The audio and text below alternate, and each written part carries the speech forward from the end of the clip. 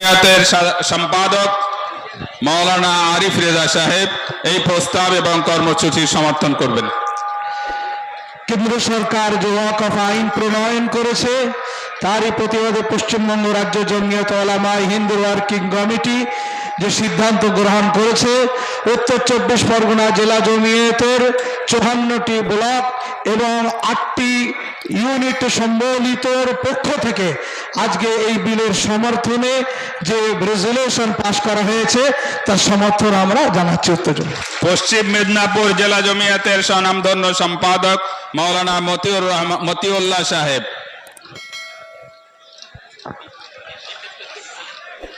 কেন্দ্রীয় সরকারের পক্ষ থেকে সংবিধান বিরোধী ওয়াকফ বিল সংশোধনী আইন নামে যে আইন প্রণয়ন করা হয়েছে, এর বিরুদ্ধে আমাদের রাজ্য জমিয়তের পক্ষ থেকে যে রেজুলেশন প্রস্তাব আকারে পেশ করা হয়েছে, আমাদের পশ্চিম মেদিনীপুরের পক্ষ থেকে আমরা সর্বান্তকরণে সমর্থন করছি এবং আগামী দিনে যতবার কলকাতায় ডাক দেওয়া হবে ইনশাআল্লাহ আমরা ততবার আসবো। কি পশ্চিম মেদিনীপুর লোকে বলুন, ইনশাআল্লাহ। বীরভূম জমিয়ত উলামার পক্ষে হাফেজ ওবায়দুল্লাহ সাহেব এই প্রস্তাবের সমর্থন করবেন। বিসমিল্লাহির রহমানির রহিম। রাজ্য জমিয়ত উলামায়ে হিন্দের ঐতিহাসিক রামলীলা ময়দানে যে প্রস্তাব হয়েছে, ওয়াকফ বিল বাতিলের প্রস্তাবে যে রেজুলেশন পাস করা হয়েছে, বীরভূম জেলা জমিয়ত উলামায়ে হিন্দের তরফ থেকে ভরপুর সমর্থন করছে। পূর্ব মেদিনীপুর জমিয়ত উলামার সম্পাদক মাওলানা আব্দুস সামাদ সাহেব প্রস্তাবের সমর্থন করবেন। নাহমাদুহু ওয়া নুসাল্লি আলা রাসূলিহিল কারীম, আম্মা বাদ।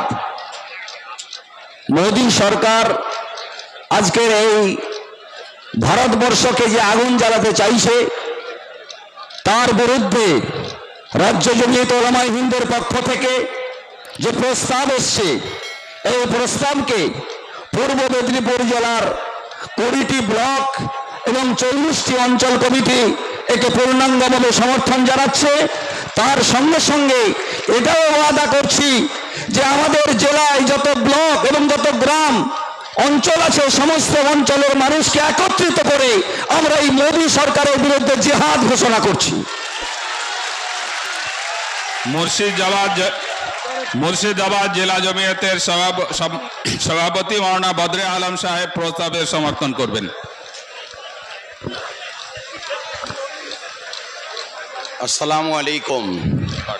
আজকে রাজ্য জমিয়ত উলামায়ে হিন্দের তরফ থেকে ওয়াকফ সংশোধনী বিলের বিপক্ষে যে রেজুলেশন পাঠ করা হলো, মুর্শিদাবাদ জেলা জমিয়ত উলামায়ে হিন্দের তরফ থেকে সভাপতি হিসাবে সর্বান্তকরণে সমর্থন করছি।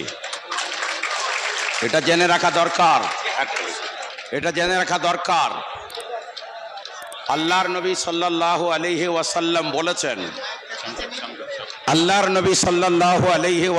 বলেছেন, ইদা মাতাল ইনসানু ইনকাতা আনহু আমালুহু, মানুষ মারা গেলে তার সব আমল বন্ধ হয়ে যায়, 3টে আমল চালু থাকে, তার মধ্যে একটা হলো সদকায়ে জারিয়া। জেনে রাখবেন যে এই ওয়াকফ সম্পত্তির ব্যাপারে শরীয়ত বলছে শারতুল ওয়াকিফি কা নাসসিস শারিঈ, অর্থাৎ যে ব্যক্তি ওয়াকফ করবে, যে শর্তে ওয়াকফ করবে, সেটা কোরআন এবং হাদিস যেমন আইন শরীয়ত, তেমনি ওয়াকিফ যেভাবে নিয়ত করবে কোরআন হাদিসের মতোই সেটা আইন হয়ে যাবে। সুতরাং এটা আল্লাহর সম্পত্তি।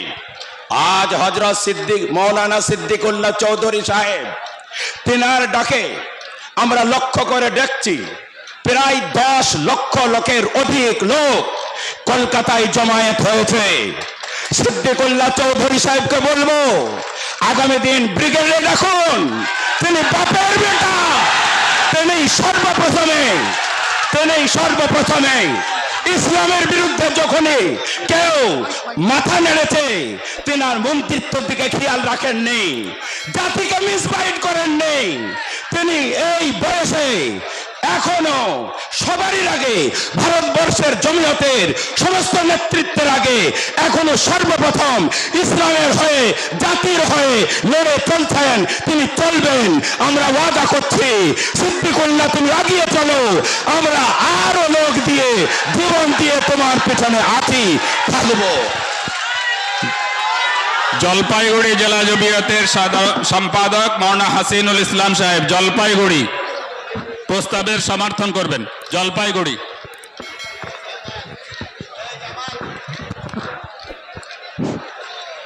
বিসমিল্লাহির রহমানির রহিম।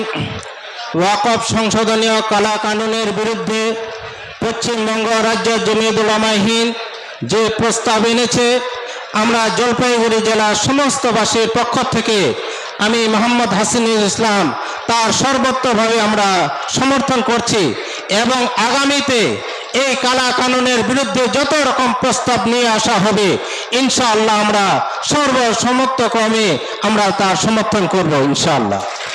বর্ধমান জেলা জমিয়তের সম্পাদক জনাব মাওলানা ইমতিয়াজ আলী সাহেব সমর্থনে বক্তব্য রাখবেন। সমর্থন করবেন। শুধু সমর্থন হয়ে যাবে? আপনি যা করেন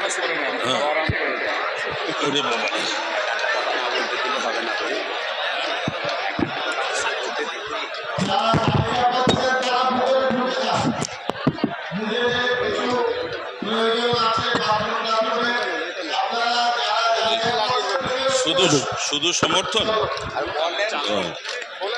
আসসালামু আলাইকুম। আজ মঞ্চে উপস্থিত রাজ্য জমিয়ত উলামায়ে হিন্দের নিপীড়িত মানুষের যিনি নেতৃত্ব দিয়েছেন, শুধু মুসলমানের নয়, ভুল হবে, যিনি অবহেলিত, নিপীড়িত, যাদের ঘর বাড়ি শহর নগর যে বাজে সরকার এক কলমের খুঁচায় কেড়ে নিতে চায়,